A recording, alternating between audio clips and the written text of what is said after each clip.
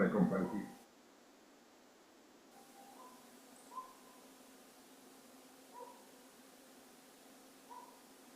No, estás muteado, Ángel. Muteado.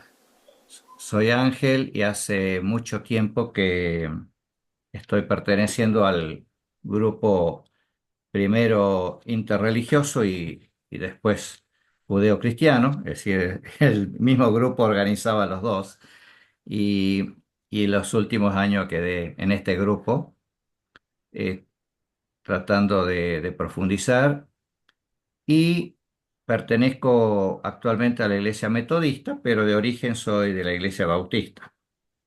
Así que por ahí se me mezclan algunas ideas de los dos grupos. Eh, y hoy quería retomar el tema que toqué la otra vez sobre el tema del Mesías, para un poquito darle un cierre, porque yo había presentado un capítulo que era una introducción al libro de varios autores. Y ahora quiero mencionar algunas ideas de otros autores que van completando un poco lo que habíamos hablado. Voy a sintetizar en dos palabras lo que había dicho la otra vez para aquellos que no lo escucharon, pero básicamente se va a ir repitiendo con los otros autores porque son ideas similares o complementarias con respecto a esto, ¿no? El, si no recuerdan mal, el tema básico, digamos, la insistencia básica del autor que había mencionado otra vez, que es el editor del libro y que había presentado la temática sobre el tema del Mesías, tanto en todo el libro va a ser tanto en el concepto del Antiguo Testamento, de Tanaj, o y del Nuevo Testamento. Y básicamente lo que él insistía mucho es que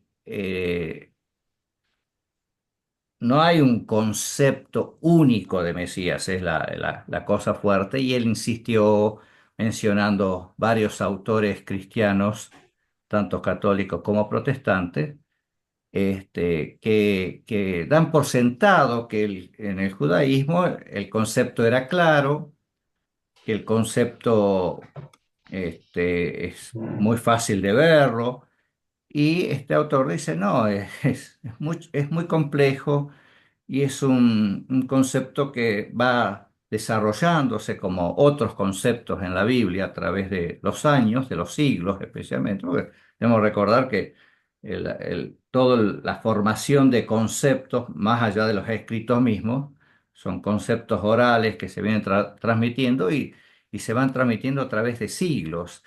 Entonces, esos conceptos van tomando distintas formas de acuerdo a las circunstancias históricas, ¿no?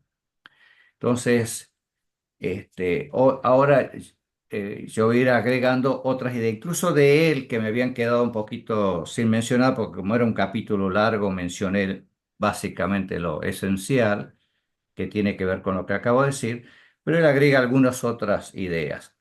Y él dice que por ejemplo, donde se muestra que hay algo de conflicto respecto a la concepción de qué es Mesías, justamente está en esto de que en el Evangelio, particularmente de Marcos, se va a pedir, Jesús va a pedir que se oculte quién es el que está haciendo los milagros, ¿no? En distintas circunstancias. Y él dice, es un reflejo de lo compleja y variadas expectativas mesiánicas que había dentro del judaísmo del primer siglo, donde la idea de un Mesías sufriente y crucificado era una noción difícil de aceptar. Y es lo que otro autor va a retomar enseguida, voy a mencionar. No voy a ir mencionando autores porque no son conocidos, para mí por lo menos no han sido conocidos, este, pero quiero mencionar sus ideas, ¿no? Otro autor va a decir que el término Mesías que significa ungido, o sea, no es un sustantivo, sino un adjetivo, no se refiere a una figura escatológica que inauguraría una nueva era de salvación, sino que está hablando de ungimientos de reyes y sacerdotes y más adelante de profetas. Ese es el sentido, es la acción de ser ungido por Dios, tanto el rey como el sacerdote, como el profeta, para una misión particular, para dar un mensaje especial, etcétera. Con el tiempo, Mesías va a equivaler en griego a Cristo, pero en el griego ya, a pesar que significa ungido, en el cristianismo le hemos dado otra vez el sentido de sustantivo, ¿no? Y va teniendo nociones ya más relacionadas a lo escatológico, o sea, hacia el final de los tiempos, ¿no es cierto?, de una función particular. Esto ocurrió, dice este autor, a medida que las comunidades buscaban restablecer sus estructuras sociales, económicas, religiosas, después de periodos de crisis nacional y exilio. O sea, eso es lo que había mencionado hace un ratito, que depende de las circunstancias históricas, esta función, digamos, del ungido va a ir tomando distintos matices de acuerdo a las necesidades que el pueblo va sintiendo, va, obviamente, generalmente a través de sus líderes, ¿no?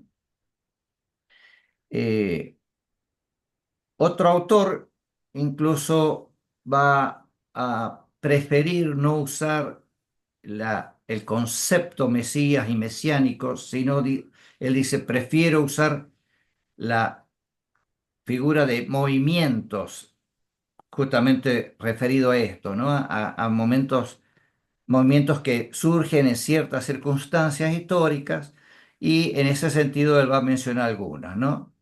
Va a mencionar, por ejemplo, dice, algunas protestas populares van a tener ese sentido un poco de escatológico, de un liderazgo distintivo, de darle importancia a un líder en particular.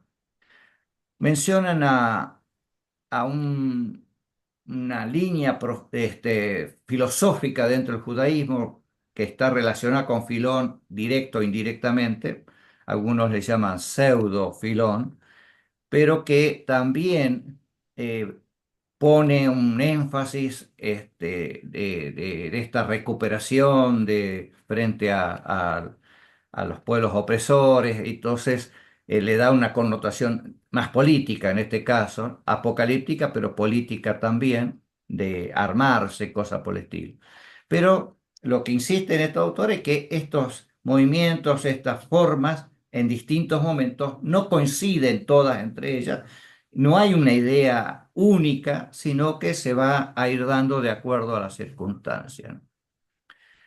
En algunos casos, como dije, después van a ser ungidos los profetas, entonces se les va a dar un tono más a los profetas como los ungidos y los que tienen que ver con esta función de una tarea particular, especial de Dios. Y uno de los más mencionados es Elías en ese sentido, que incluso cuando en el Nuevo Testamento Jesús pregunta quién dice la gente que soy, entre uno de los profetas que se menciona es Elías, ¿no? Y en ese contexto de esa pregunta de Jesús, justamente ahí es donde se nota que hay una diversidad de respuestas, ¿no? Permanentemente estos son los detalles que los distintos autores van a ir resaltando. Eh, Otro autor va a resaltar un pequeño detalle, digamos, pero él pone el énfasis en esto, en que las ideas mesiánicas judías, estas corrientes en general distintas, pudieron haber influido en Jesús, pero va a insistir que en Jesús se va a dar en forma muy particular de él. Entonces no es fácil asociar directamente, dice, con las ideas mesiánicas que andaban dando vuelta en distintos momentos históricos, que algunos las podrían recordar, sino que él mismo va formando su propio sentido de su función y que no tiene que estar emparentado directamente con lo que otros pensaban. Eh, al- Generalmente dentro del cristianismo hemos pensado que Jesús se distinguía especialmente de los sicarios, de los celotes, de gente que pensaba que su función era recuperar el poder frente al Imperio Romano y entonces que Jesús estaba en contra de eso. Puede ser que parte sea así, pero no era solamente a esa sola idea, sino a cualquier otra idea que pudiera haber y él, según este autor, va a ir tomando su propia particularidad. Y, y él en ese sentido va a usar el texto de Isaías 61, 1 y 2, que Jesús va a usar en la sinagoga, en el Evangelio de Lucas 4, va a mencionar, que, que él siente, este autor, que ahí en ese pasaje Jesús está rescatando un poco lo que para él es la función esta de que para lo cual el Padre lo ha ungido, ¿no? Para hacer una tarea particularmente, este autor va a decir, proclamar las buenas nuevas a los pobres.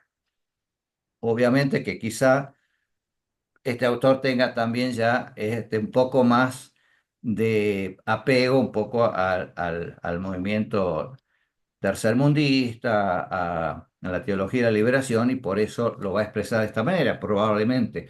Entonces, otra vez va a depender un poquito de cada uno de cómo lo va a ir interpretando. Otro autor, son 25 autores, ¿no? Estoy socando unos 10 más o menos, que me parecieron que agregaban un elemento nuevo interesante. Va a decir que, que lo que ya lo mencioné un poquito en un aspecto, pero lo va a enfatizar más, es que el tema de la crucifixión de Jesús va a ser lo que va a motivar a sus discípulos a hacer una idea del Mesías totalmente distinta, que obviamente lo van a rescatar en textos del Antiguo Testamento, pero que no necesariamente tenía que ver con el Mesías en el contexto original, sino que retoman por las circunstancias estas específicas de la crucifixión, que, como mencioné antes, era una idea muy rechazada por el judaísmo de ese momento, de pensar que el Mesías tuviera que morir. Eh, Eso no era una cosa normal y clara. Entonces, esta situación de la muerte de Jesús hace que de alguna manera sus discípulos tengan que replantearse esto y ver qué tipo de Mesías. Y es de ahí donde viene el concepto de que se toma del el Mesías sufriente, ¿no? El que va a pasar el dolor, tomando palabras específicamente de Isaías también.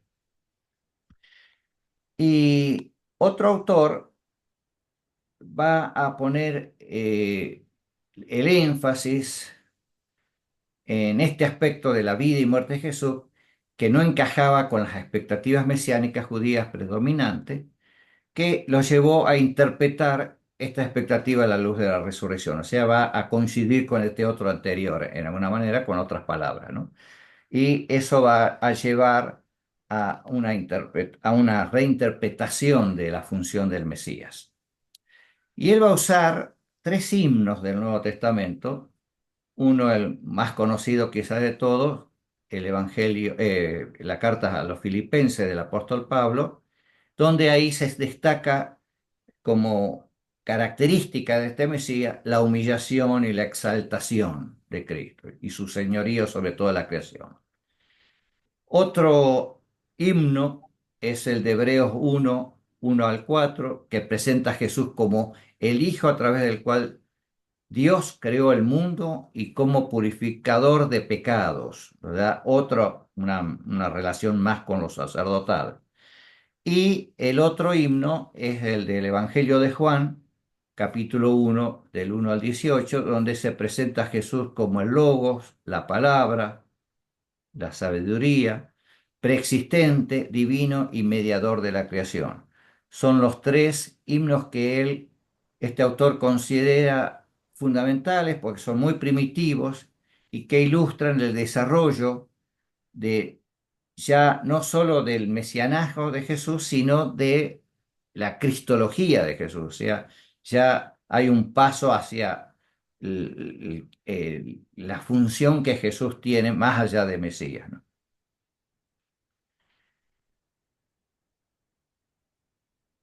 Y otro autor, por ejemplo, va a tomar eh, como, digamos, un elemento fundamental dentro de esto del Mesías y basado en el Evangelio de Marcos, como que la mirada que le van a dar los discípulos es que Jesús va a través de este sacrificio, va a ir en contra del sistema sacrificial del judaísmo del momento, ¿no? De usar el templo para los sacrificios de animales.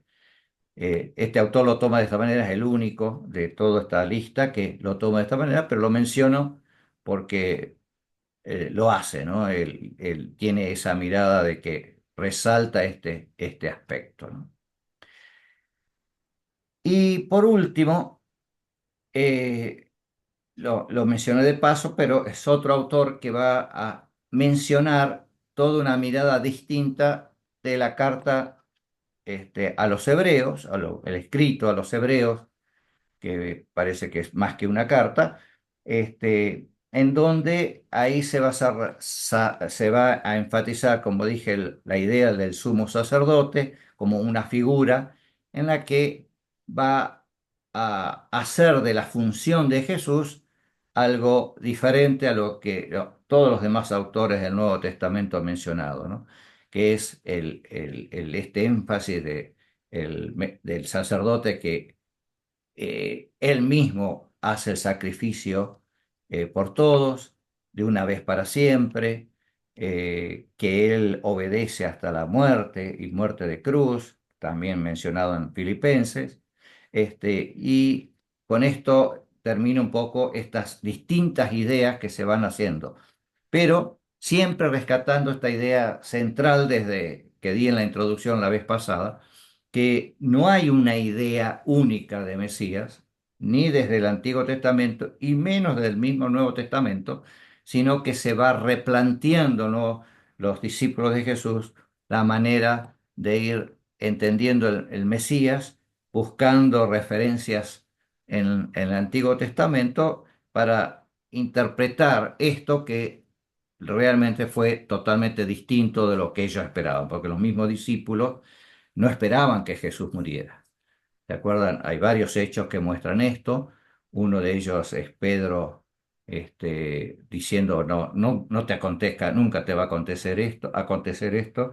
La misma acción de este, ¿cómo se llama? Ay, se me fue el nombre del que lo entrega. Ay, se me fue.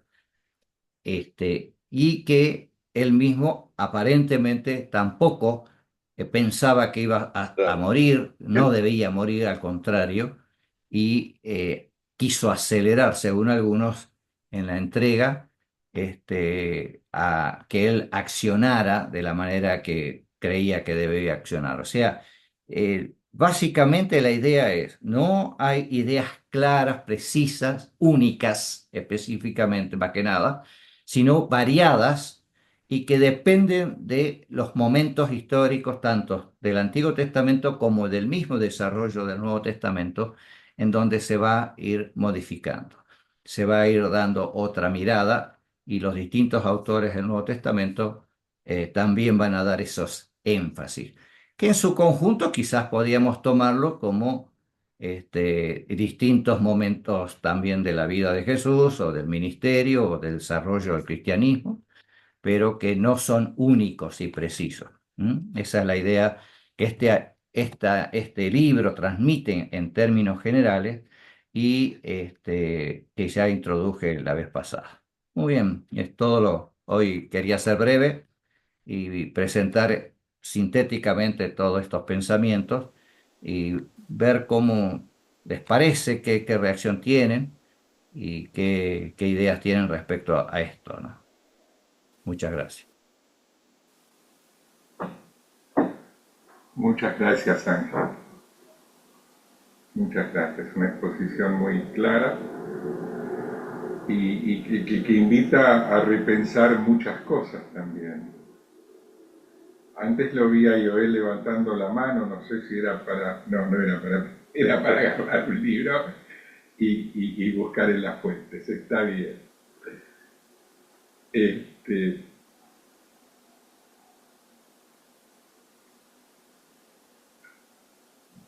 para el record, para la grabación, ¿podrías repetir el nombre del autor del libro? Que no lo mencionaste hoy. Estás muteado.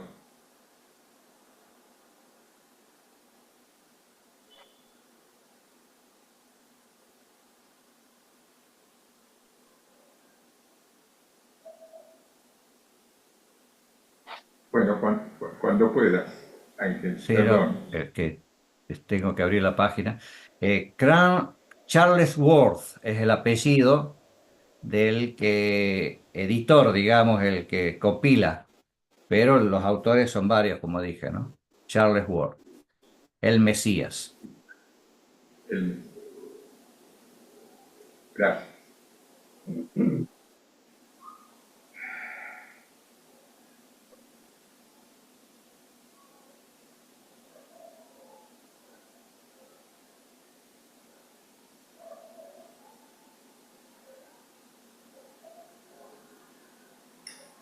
Este silencio también tiene que ver con que, Bien. claro, es Yo un quisiera tema. hacer una El pregunta. que lo entrega Creo a que Jesús es Judas atención, Iscariote, ¿no?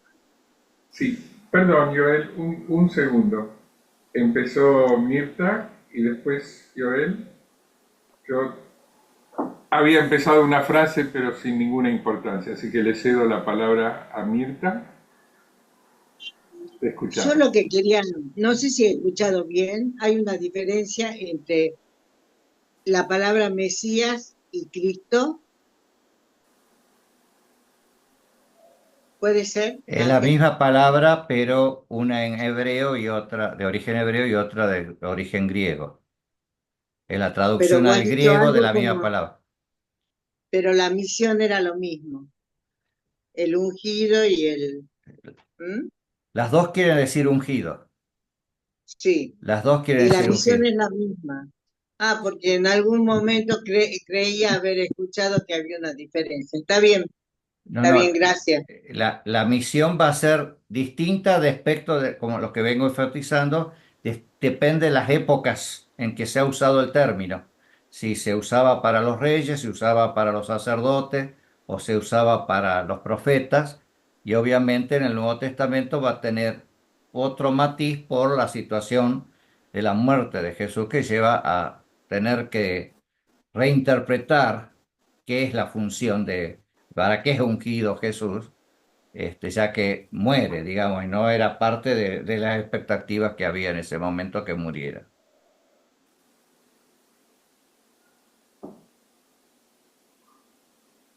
Sí, gracias Mirta y Ángel. Joel, ¿querías decir algo antes?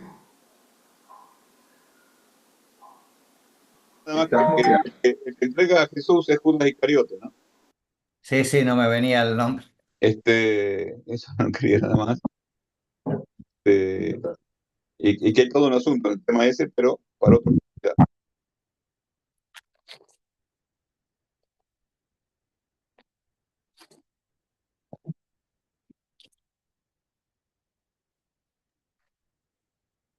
Si quieren, explico un poquito el tema de Judas Iscariote, pero si hay otras ideas, no sé qué piensan. Para mí está bien. Sí, sí, adelante, Joel. Yo si me permites un segundo, antes de escucharte, comento que hoy a la mañana en la revista Religión Digital, que es una revista de la Iglesia Católica, leí un artículo sobre grandes traidores en la historia de la humanidad, donde decía que Judas lo había traicionado, no entregado, y que era un ejemplo paradigmático de lo que es la traición. Perdón, era un comentario nada más, pero como estamos justamente en el diálogo sobre este tema, pensé que podía ilustrar sobre la vigencia de ideas que uno dice, que se aclaren, se profundicen, etcétera, y que siguen vigentes incluso en círculos de la iglesia y en la difusión de que hacen. Bueno, perdón, Joel, era No, un no, sí, sí. comentario al margen. Funciona el caso. Eh, eh, eh, de Judas Iscariote, ¿no? Eh, no se olviden que Judas Iscariote era uno de los discípulos de Jesús y que cuando Jesús dice uno de ustedes me va a entregar, entonces todos los discípulos empiezan a preguntarse, ¿seré yo? ¿Seré yo? ¿Seré yo? ¿Eh? Como si fuera una cosa que hay que hacer para cumplir con el plan. Ahora, nadie quería hacerlo, inclusive Judas Iscariote, donde Jesús le tiene que poner al diablo adentro, le da un bocado y le entra el diablo, y entonces sale corriendo y lo entrega, lo denuncia, ¿no? Ya a la mañana hubo una cuestión, un preparativo, pero la cosa grande fue cuando tal es así que cuando con el diablo adentro pensaba de que lo entregaban para, qué sé yo, meterlo en la cárcel, cualquier cosa, pero cuando es crucificado, ¿qué hace Judas Iscariote? Y toma conciencia de lo que lo hizo o fue mandado a hacer, se suicida, ¿no? Cosa que está prohibido por el judaísmo. Uno puede cometer el crimen más grande que hay, pero no suicidarse. Eso es un tema. Bueno, son cositas para hablar después sobre el tema de la entrega de Jesús, ¿no? Si es una traición o es una parte de un plan que alguien tiene que cumplir. Yo por eso no estoy de acuerdo, como dijo muy bien Marcelo, de que se habla de traición, pero el texto jamás habla de traición, se habla de entrega. Y el que produce la entrega esa es el mismo Jesús, que le pone un bocado en la boca para que vaya a hacerlo. Así que bueno, es un tema aparte. Algún día quizás conviene charlarlo y tomar conciencia bien de que se trata eh, un plan, ese plan, digamos, esa, este, esa secuencia, ¿no? Y Bueno, pienso que era parte del plan, ¿no? claro, Parte sí, o sea, alguien tenía que entregarlo.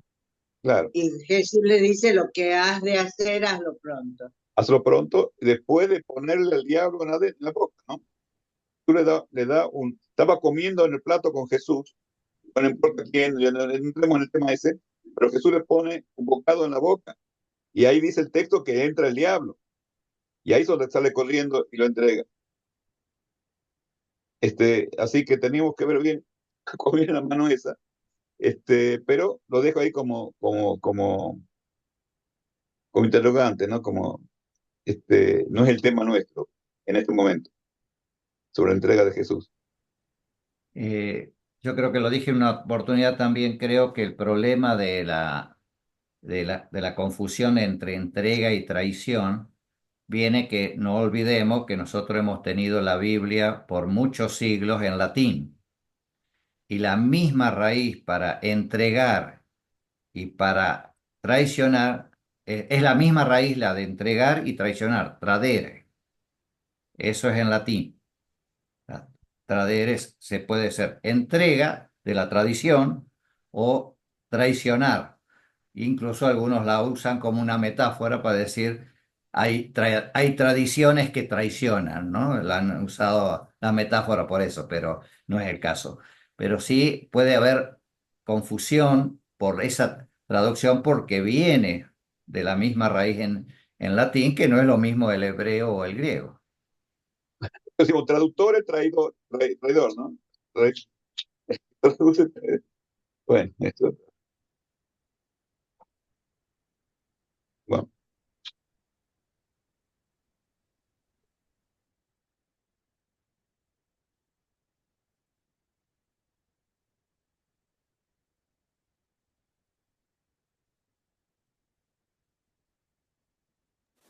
Sí, Daniel quiere Daniel. hablar. Sí, sí, Ahí estoy, Daniel, sí, adelante. gracias. Sí, gracias.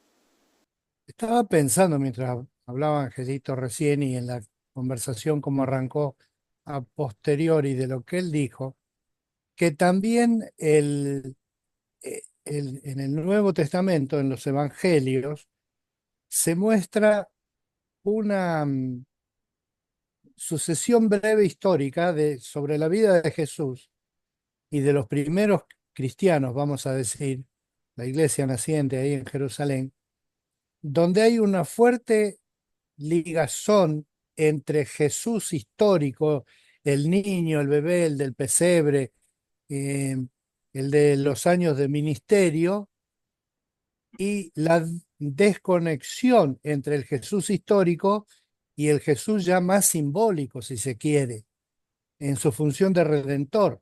Por eso se puede apreciar que hay incluso una fuerte designación de Jesús como Jesús, Yeshua, su nombre propio personal, a Cristo y su función mesiánica para los cristianos, porque obviamente el resto de escritos son los escritos cristianos, a la vez que son hechos por judíos, pero no dentro del sistema judío, por ejemplo, con el sistema sacrificial, sino abriéndose de a poco y de a momentos violentamente y de a momentos gradualmente o imperceptiblemente. Y me parece que ese es un dato que también hay que tener en cuenta, ¿no? Cómo fue evolucionando este, esta doctrina, esta forma de ver la comunión con Dios desde Jesús, aún desde cuando nació, etcétera, que hay ahí una compresión en los evangelios que es bastante evidente, donde en una persona que vivió 33 años hay eh, 30 años donde prácticamente los datos sobre Jesús son escasos o nulos y hay una concentración, se ve en el Evangelio de Juan esto, hay una concentración en el último tiempo, en la última semana y en el último día, digamos, ¿no? Hay una concentración de eventos espirituales y obviamente va cobrando vuelo la figura que tenemos los cristianos hoy día de Jesús como Mesías, como Salvador a él, pero a cambio, digamos, o reemplazando la mera presencia de un Jesús histórico para un Jesús redentor. La otra cosa que quería mencionar por el tema de qué culpabilidad tuvo Judas con la muerte de Cristo es que fue un eslabón evidentemente eh, partícipe necesario, pero si hubiera sido Judas un inocente, que él no hubiera querido realmente hacer eso, sino que fue o bien un exceso, o fue algo a lo que lo obligó el propio Jesús al darle la presencia de un espíritu malo de Satanás a él, hubiera habido una reacción en ese sentido directa de propio Judas y de algún apoyo de los compañeros apóstoles que estuvieron viendo eso y de los cuales de algunos hay testimonio, como fue mencionado. De hecho, está el evento, ahora no recuerdo en cuál de los evangelios, bueno, en Juan debe ser, donde Juan le dice quién es y dice, el que yo le dé el pan, ese es, que es para mí una indicación de quién es, que Jesús sabía, obviamente, y no ahora le voy a proporcionar el, la visión mala que a él le está haciendo falta.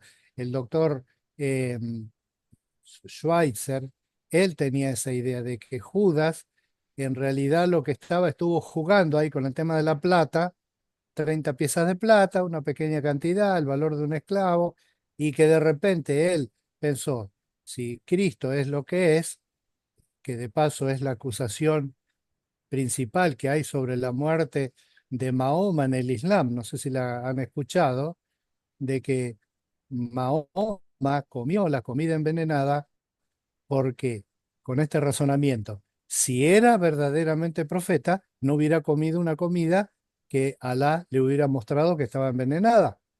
Y como la comió, el otro, un amigo de él, no me acuerdo ahora cómo se llamaba, también la comió pensando si el apóstol, el profeta, la comió, entonces es porque él sabe, y Dios se lo ha revelado, de que no está envenenada. La comió y murió. Los dos murieron, uno inmediatamente y Mahoma murió un tiempo después. Pero ese era un ejemplo de un ejemplo de un ejemplo, no me quiero ir tanto por la rama, pero como para decir, habría habido en el relato de los evangelios independientes, aunque sí, por supuesto, dependencia uno de los otros, habría habido alguna nota, algún algo que fuera, que no hubiera producido ninguna reacción en los compañeros que compartieron la mesa esa noche. Gracias por permitirme compartir. Puedo agregar algo también para, con el lavado de los pies. Se lava los pies para estar con él en el cielo, ¿no? Y se lo lava también a Barrabás, ¿no? No, perdón, ¿cómo se llama? A Judas Iscariote. Es decir, que Se lo lava también a Judas. claro, se lo lava a Judas también. Eh, bueno, también para charlar los temas, estoy agregando cositas para quizás pensarlo y algún día charlar. Bueno, paso.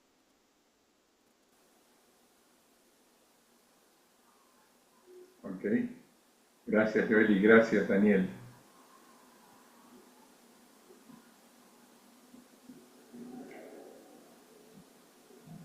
Silvia, ¿quieres compartir algo?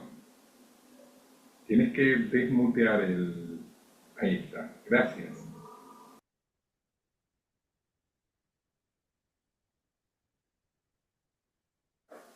No se oye. Más fuerte, no se oye.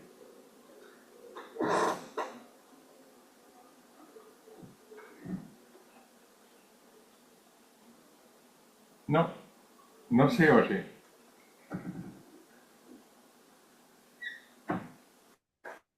No está conectado el audio.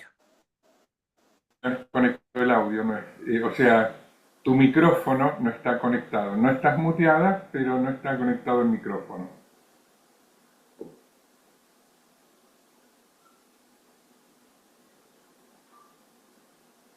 No te oímos.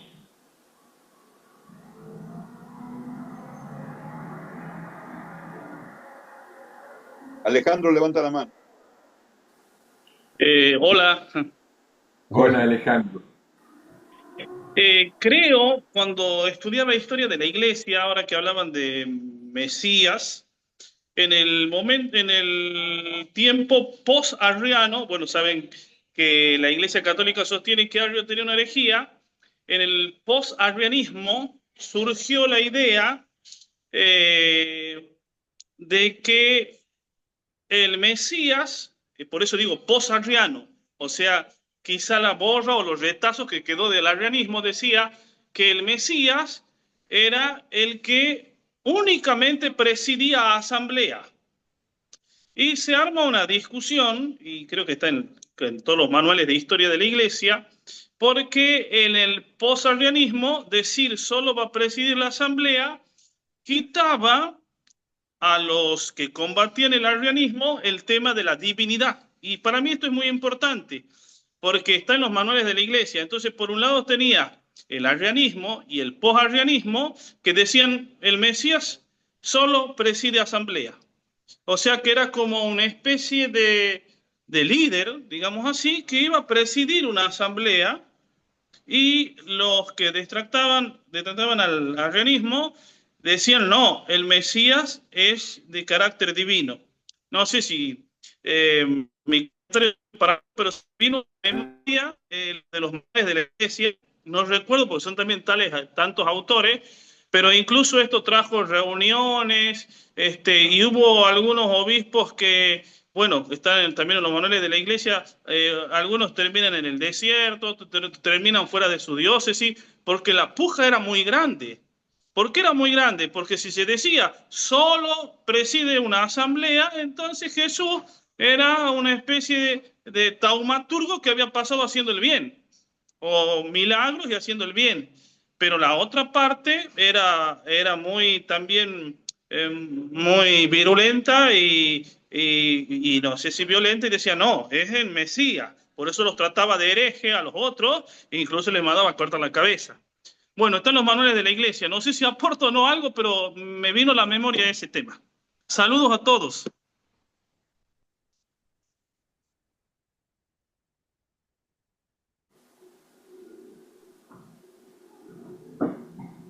Gracias, Alejandro.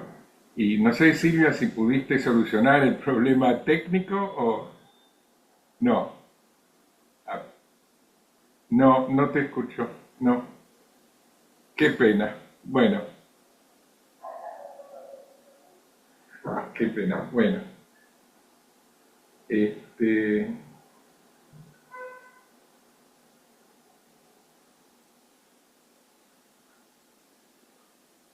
ahí está. Ángel.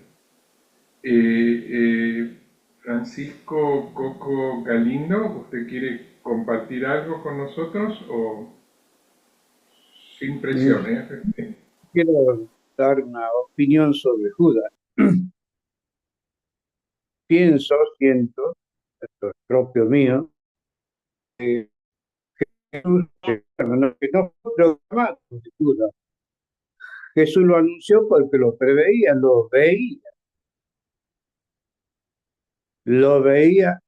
a lo que iba a suceder. Por eso lo anuncia, por eso lo dice. En la mesa, alguien me va a traicionar.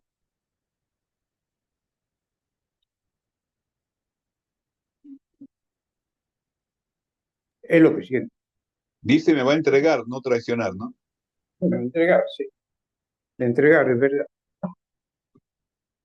Pero es el Hijo de Dios, podría haber.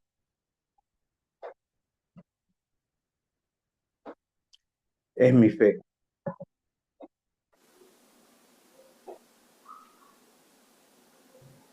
Así es, entiendo. Y acá estamos ante un problema que, si me permiten, quisiera hacer un comentario. Las mismas palabras dichas por otra persona quieren decir otra cosa en la experiencia de la vida, ¿no es cierto? Entonces, las mismas palabras dichas por quien en tu fe es Dios quieren decir otra cosa que esas mismas palabras si son dichas por alguien que, en tu caso o en el de otra persona, por su fe, no es Dios.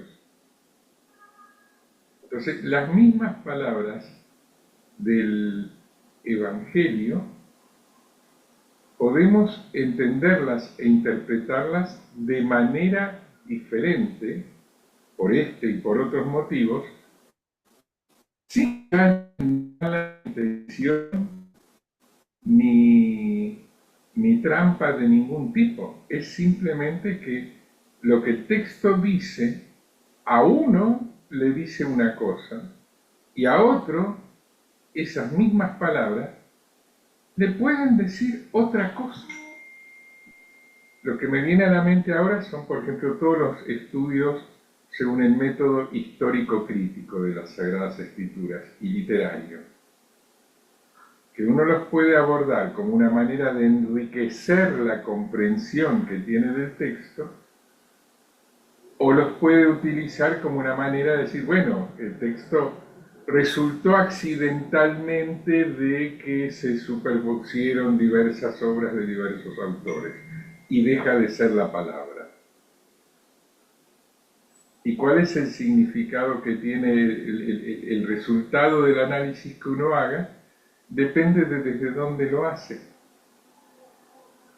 Entonces, yo creo que en este caso, por ejemplo, para volver a la exposición de Ángel, si había en el momento en que Jesús vivía y después de su crucifixión,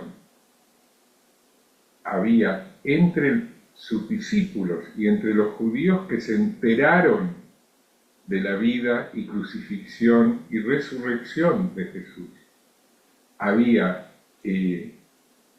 diferentes ideas acerca de qué es un Mesías. Esas diferentes ideas van a desaparecer o fortalecerse algunas en el momento en que Jesús se transforma para la fe de algunos, se transforman en otra cosa sus palabras y se transforman en otra cosa las cosas que se dicen sobre él también. Entonces, lo que dice el señor Galindo es perfectamente válido y compatible con que alguien desde otro lugar, desde otra fe, desde otra manera de abordar el texto, si habla con honestidad, diga, no, para mí dice otra cosa.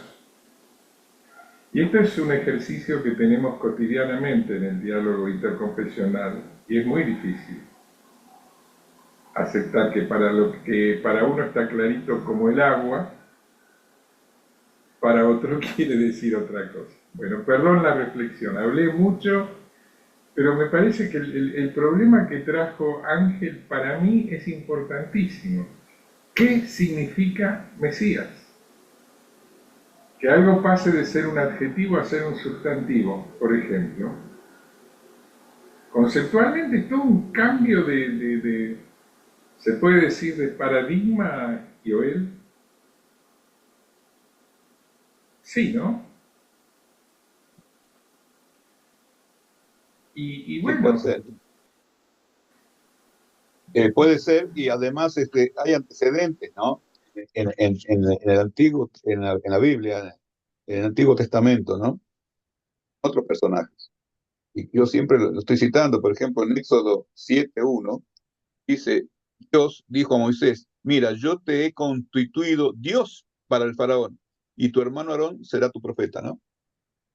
Y la palabra Elohim, ¿no? Está puesto ahí, y que significa también, principal Dios, también jueces, pero ángel, básicamente significa Dios. Este, eh, así que hay, los que escribieron el Nuevo Testamento no eran extraños eh, a esta cita, ¿no? A esta tradición, a este conocimiento. Este, así que bueno, lo dejo ahí nomás. Especialmente, bueno, posteriormente viene Pablo, que está criado a los pies de Gamaliel. Es decir, los padres lo mandaron a la Universidad Hebrea de Jerusalén para que estudie. Y el principal profesor de él fue Gamaliel el Viejo, que fue uno de los grandes rabinos, pensadores, como quieran, de ese momento, ¿no? Eh, ahí estaba formado. Y tampoco hoy en día ya también se saca, hay autores, yo estoy de acuerdo con ellos, de que Pablo no se convirtió, no hubo un cambio de 180 grados en él, sino que comprendió cuál es su misión personal y trabajó en ella.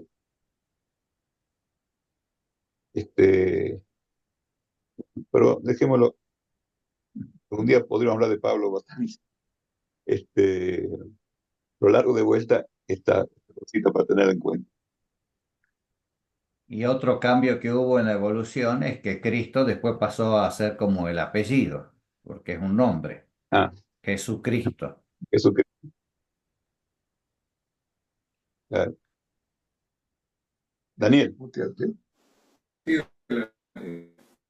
Y un caso que están haciendo dar ahora, que es muy interesante en el Nuevo Testamento, claro, pero muy interesante sobre que era Cristo, que era Jesús, y era de Juan el Bautista.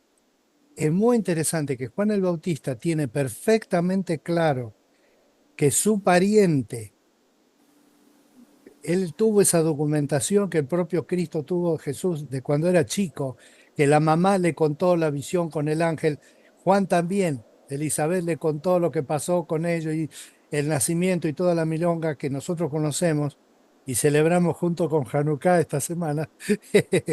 Lo tenía re claro, tanto que cuando lo ve venir, donde él estaba bautizando, pudo decir, acá viene uno que es más poderoso que yo no soy digno ni de desatarle las sandalias, etcétera, etcétera.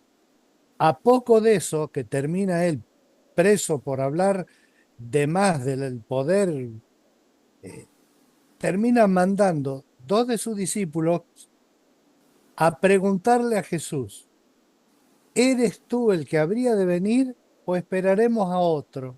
Es decir, ahí él manifiesta una duda que tenía sobre el mesianismo de Cristo, su primo, su Dios, pero evidentemente en la tortura, en la cárcel, en la dificultad, él también se preguntó y tenía dudas en este sentido que creo yo que fueron eliminadas con la respuesta de Jesús. Mirá lo que está pasando con la gente y díganle a Juan esto para que él se quede tranquilo, de algo que parecía una creencia firme, que al tiempo es una creencia débil y la verdad, no sé ustedes, pero mi creencia también es de ese tipo, ¿no? Que tiene esa fluctuación. Entonces, este concepto de Jesús como Mesías único y que es Dios mismo hecho hombre, tenía en el tiempo de Cristo una evolución demasiado breve como un concepto, no tenía siglos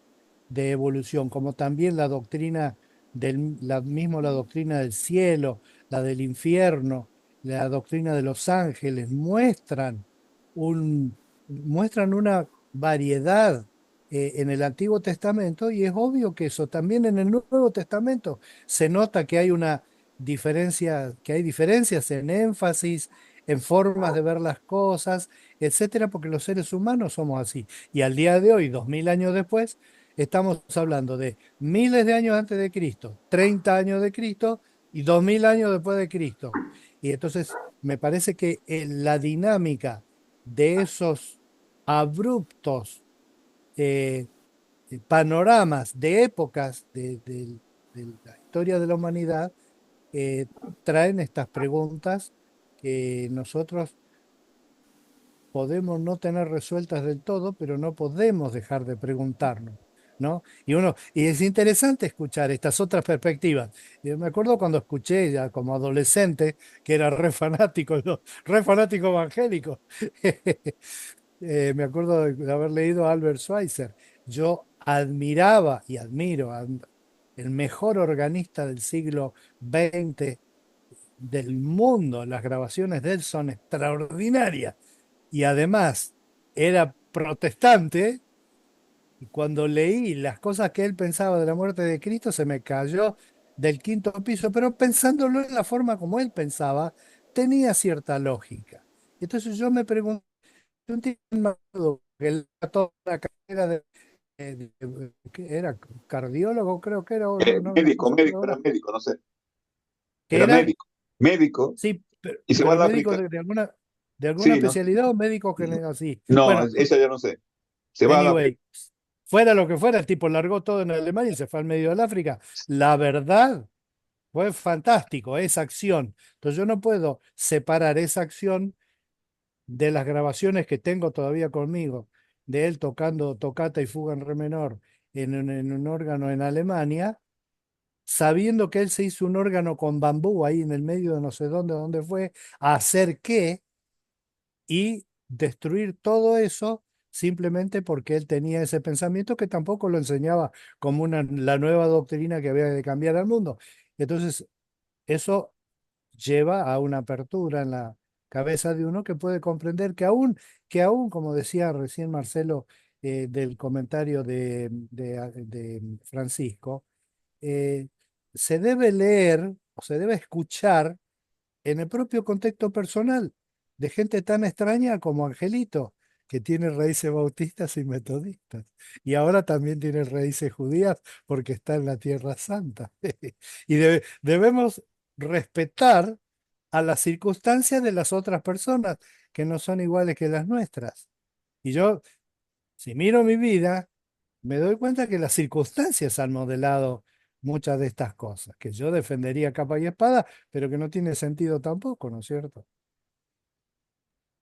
Schweitzer era cirujano y Ahí está, médico tropical, dice, era la especialidad.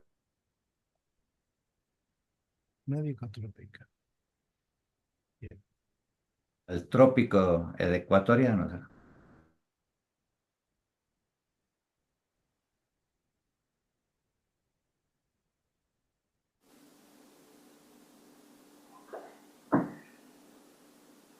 ¿En qué medida, Daniel, las circunstancias nos hacen lo que somos? ¿En qué medida elegimos meternos en esas circunstancias y las hacemos que nos hagan lo que somos? Tiene que ver con la discusión esto, creo, que teníamos antes acerca de Judas. ¿Culpable de traición o discípulo obediente que cumplió en hacer el mandado que su maestro le mandaba?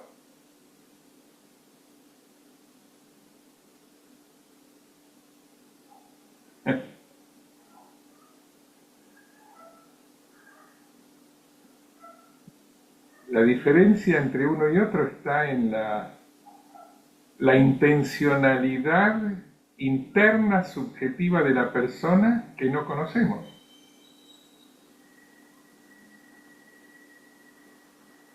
Y entonces Si puede me estás haber, tirando de la lengua, te digo, dale, dale, hable. yo personalmente digamos, me satisface esta manera de pensar. Ahí estamos nosotros frente a Dios.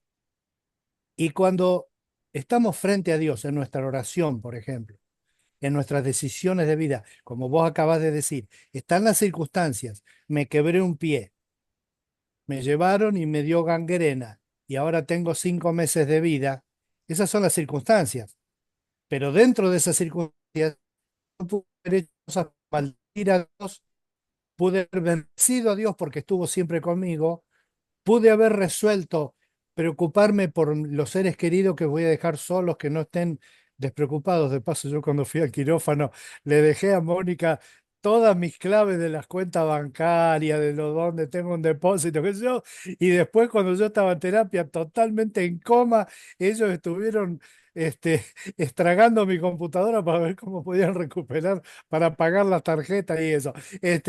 Pero yo hice la parte que en mi conciencia realmente muy serio era eso, de qué pasa si me pasa algo a mí, entonces lo que hago con los demás.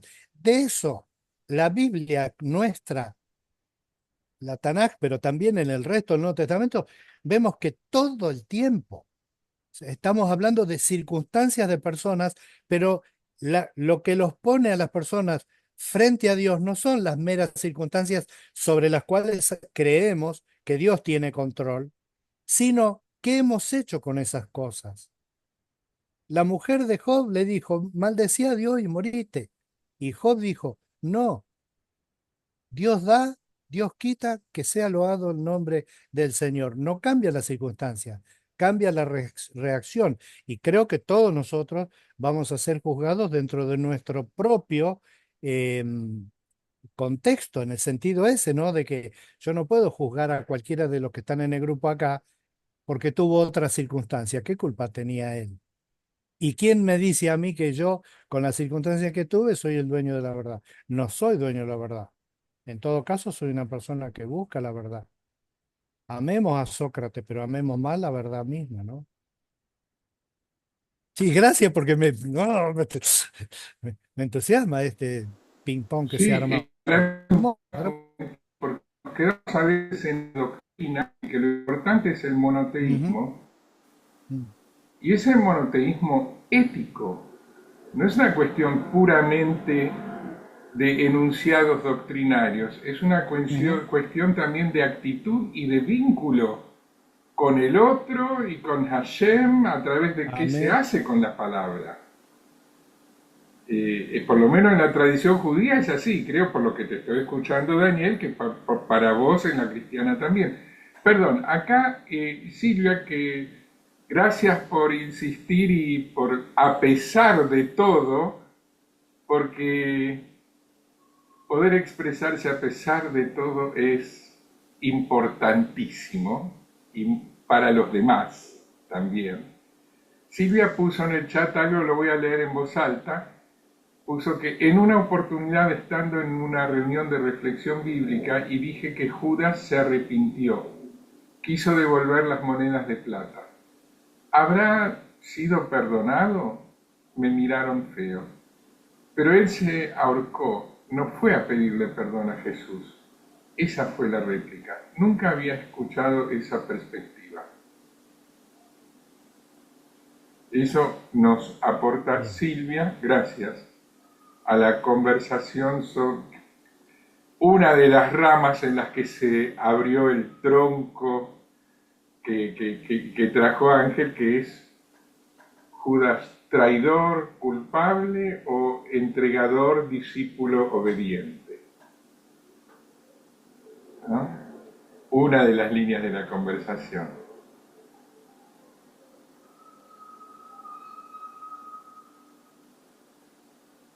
Y si me permitís, si me permiten, no hay otro- Parece que yo también quería agregar algo, ¿no? Bien, Silvia, pero no tiene audio. Bueno, Daniel, adelante, te no escuchamos. tiene voz como los más pobres.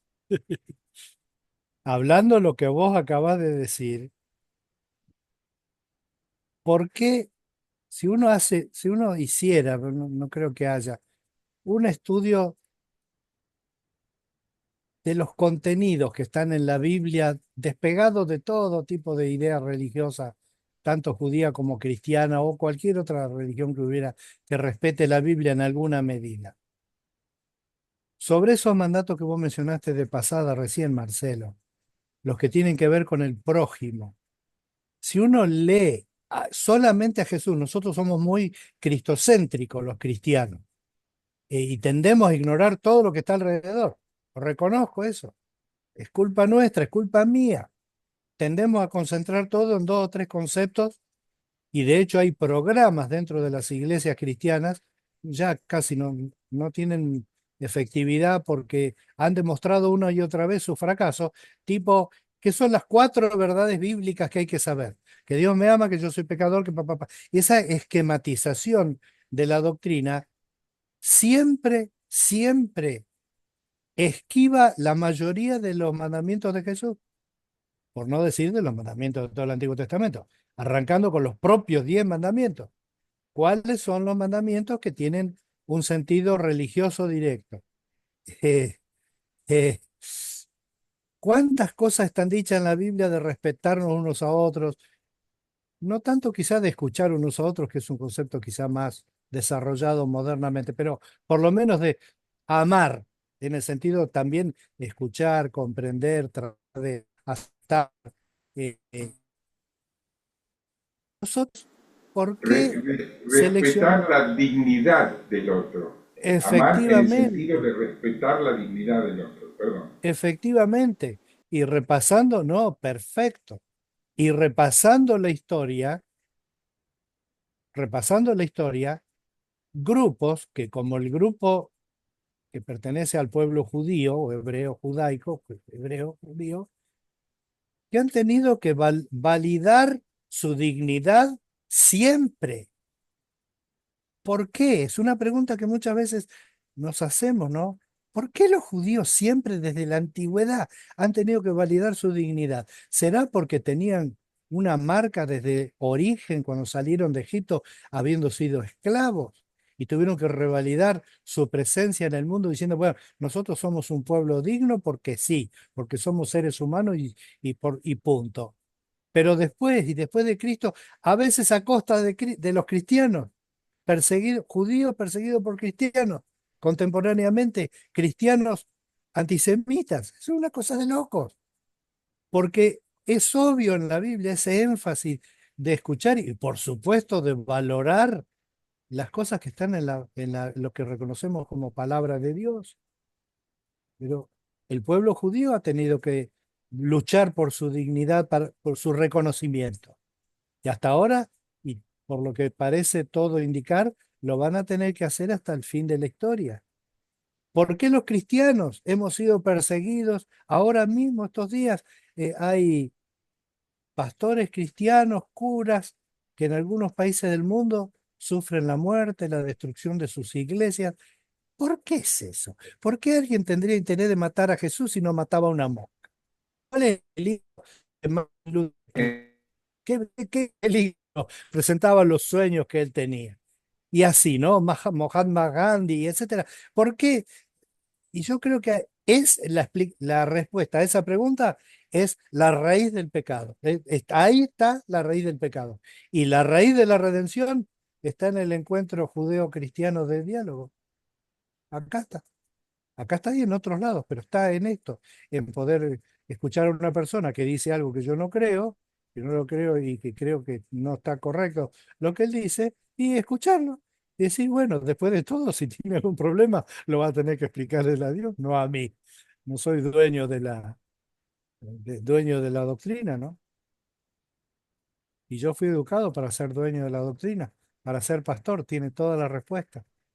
Ese mea culpa que es muy duro para mí de aceptarlo y reconocerlo, pero me da felicidad y libertad.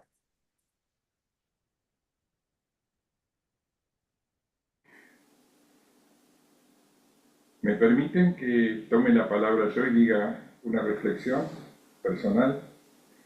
Yo no soy pastor ni rabino. Y por motivos profesionales como psicólogo, trabajé mucho con familias, atendiendo a grupos de familia. Y vi muchísimas veces el increíble, enorme daño que se hacen a veces entre seres que se quieren o querían con tal de demostrar que tienen la razón. Hay que encierran en un manicomio a su único hijo con tal de demostrar que tienen la razón que en ese punto que está en discusión. Y el afán de querer tener... Una cosa es que alguien visto desde un ángulo tenga la razón, visto desde otro la tiene otro, pero cuando alguien quiere tener la razón, pasa por encima de las razones del otro, que también las tiene. Entonces querer tener la razón se transforma en una lucha por el poder, donde lo que sea que piense, sienta o quiera el otro ya no importa. El otro dejó de ser alguien y se transforma en algo que está en el camino. Entonces, querer tener la razón, querer imponer una doctrina, creerse el dueño de la verdad, es patógeno. Provoca daño a los otros y a la sociedad. No estoy hablando de curas, ni de rabinos jefes, ni de papas, ni de pastores. Estoy hablando de lo que yo vi en el consultorio que pasa en pequeños grupos de familia. Cuando alguien quiere tener la razón, pasa por encima de las razones de otros, aunque los quiera, y pasar por encima de las razones de alguien es considerarlo una cosa y no alguien, y eso mata el vínculo y hace daño a la otra persona.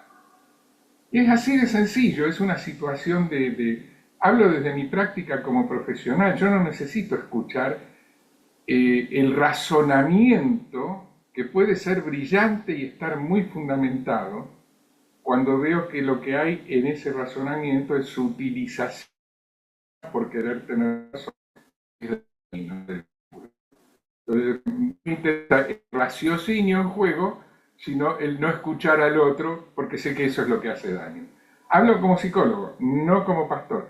Pero esto que yo aprendí como psicólogo clínico, de mis pacientes lo aprendí, y de mi maestro, en su momento, el doctor Jorge García Badraco, hace décadas, esto que yo aprendí, yo creo que se puede trasladar a todas las áreas de lo humano. Cuando uno quiere tener la razón, en un sentido la perdió. Y me parece que para la investigación de temas que tienen que ver con doctrinas, doctrinas defendidas por instituciones, porque le da coherencia interna a la institución que haya una doctrina que prevalezca, hay un caldo de cultivo para que haya luchas para ver quién tiene la razón. Y eso no tendría por qué hacerse en nombre de Dios. Está mal. Perdón, es mi opinión humilde, ¿no? O sea, yo no soy quien para decirle a nadie lo que tiene que hacer, pero en mi opinión, defender una doctrina, porque esa es la única y la verdadera, desde esta perspectiva, para mí es algo que no debería hacerse en el nombre de Dios. Entiendo que para las instituciones sea importante, para las instituciones religiosas, tener una versión coherente. Puede ser importante. Bueno, perdón, era la reflexión que yo creo que tiene que ver con el tema inicial que nos planteó Ángel, porque ¿qué quiere decir Mesías? ¿Y por qué tiene que querer decir una cosa? ¿Por qué no puede querer decir cosas diferentes para diferentes personas? Y esto no es contradecir, faltarle el respeto a la fe del señor Coco Galindo, para quien está clara la definición y para él es eso, y está bien que sea eso. Si podemos aceptar que para otro además puede querer decir otra cosa.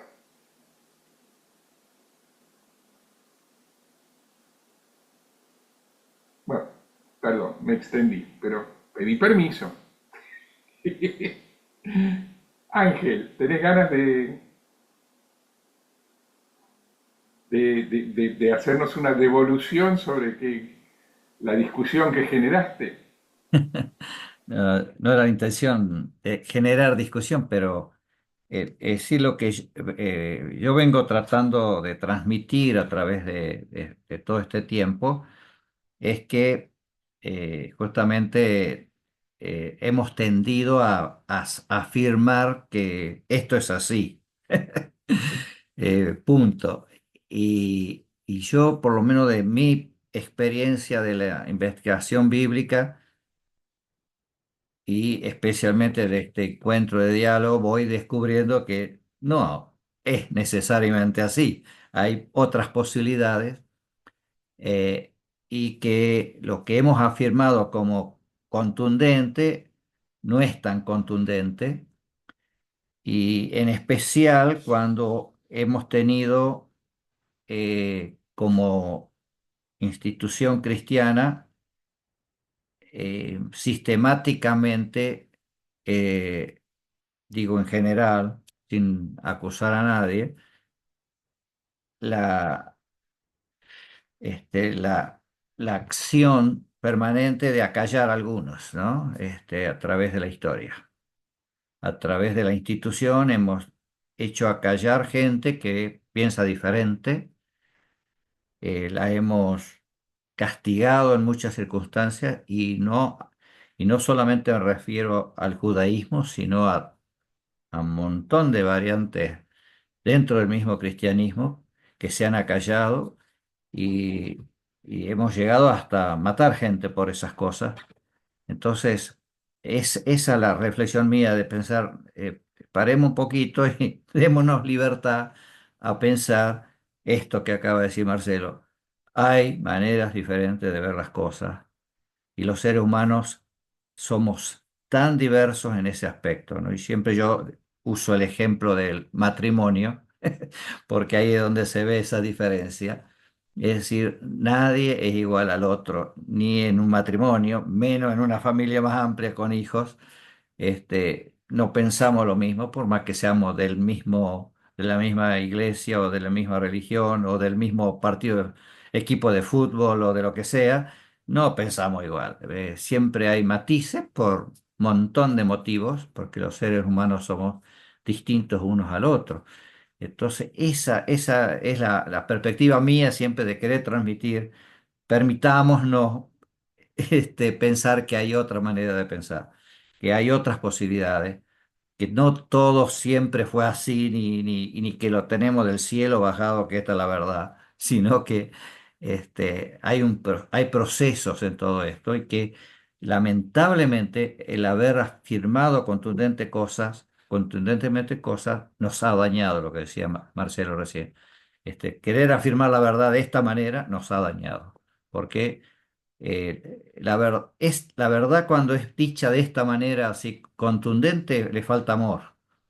Es decir, antes que la verdad está el amor para mí. Y si algo que voy a decir daña, mejor me callo. No seguir afirmándolo, ¿no? Que es lo que decía en las discusiones de pareja, uno quiere ganar y no hay amor. Ahí falta el respeto al otro, el amor, el escuchar al otro, y no importa si tiene razón o no tiene razón, acá es cuestión de, de otra cosa que tiene que ocurrir, que es lo que estamos intentando en este diálogo judeocristiano, en otros diálogos interreligiosos, en escucharnos sin necesidad de tener la razón.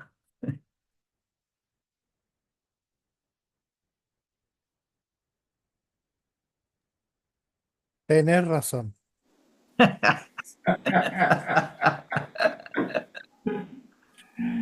No tengo la razón. Gracias, Ángel. Muy bien. No sé, señor Galindo, ¿quiere usted conducirnos en una oración grupal, judíos y cristianos, para dar un cierre a esta reunión dando gracias?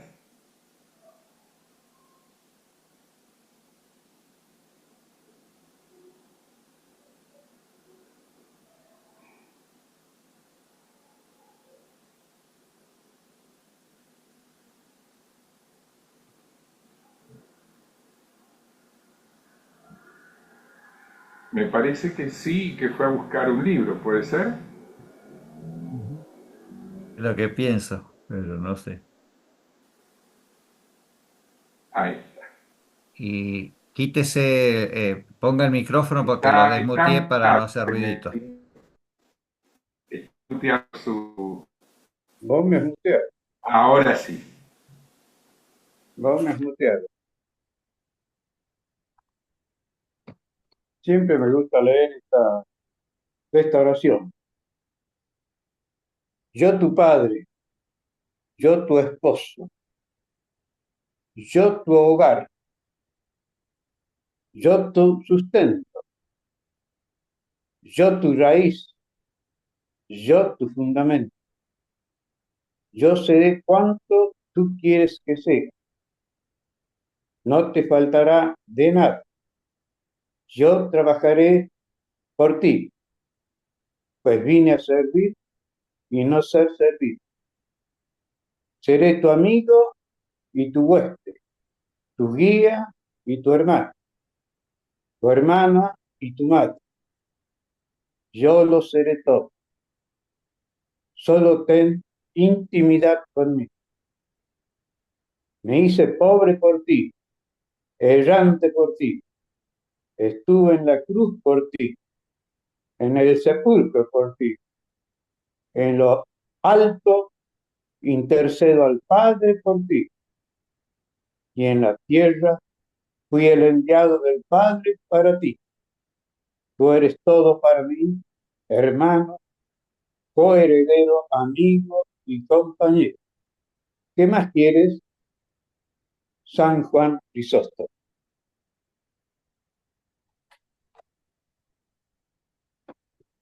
Muy bien. Muchas gracias. Muchas gracias a todos. Y lo más importante de todo es que todos estamos en este diálogo porque todos tenemos amor para entenderlo,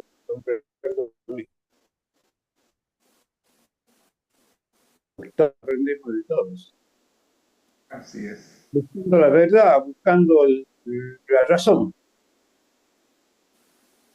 Cada uno tiene su manera de instruirse, de conocer. Yo los uso a ustedes mucho para conocer. Gracias. Hasta el jueves. Nos vemos el próximo jueves Dale. con Daniel Gaidú. Shalom, shalom. El jueves. Muy buen 25 para todos. Gracias.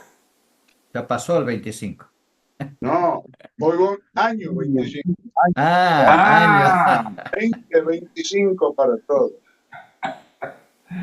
Gracias. Igualmente. Muy bien. Jubileo.